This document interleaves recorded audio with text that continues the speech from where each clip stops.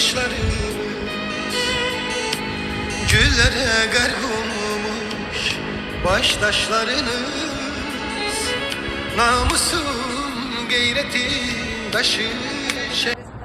Nəzarətçilər İctimai Birliyinin Qazax Regional Təşkilatı nümayəndələri adından Bakı şəhərində Davoslu parkda şəhidlərimizə ucaldılmış abidə kompleksində şəhidlərimizi ziyarət edirəm.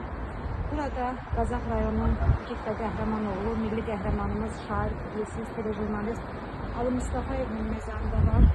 Cəm şəhidlərimizə Allahdan rəhmət diləyirəm, ruhları şad olsun. Əziz və müqəddəs ruhlarını daim ehtiramla yad edirik. Onların əziz ruhlarını xatırlayırıq.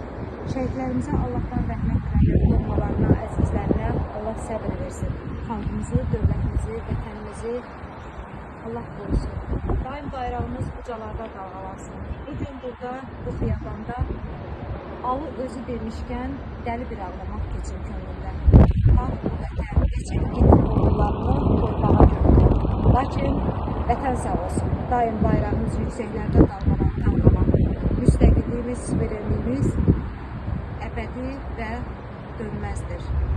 Allah torpaqlarımızı qorusun, vətənimizi, xalqımızı qorusun. Allahdan şəhidlərimizə bir daha rəhmət diləyirəm. Bizi şehitler dünyanı heyrete salan oldunuz.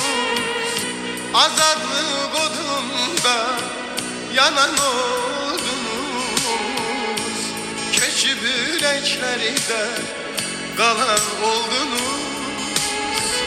Unutmak olar mı sizi şehitler?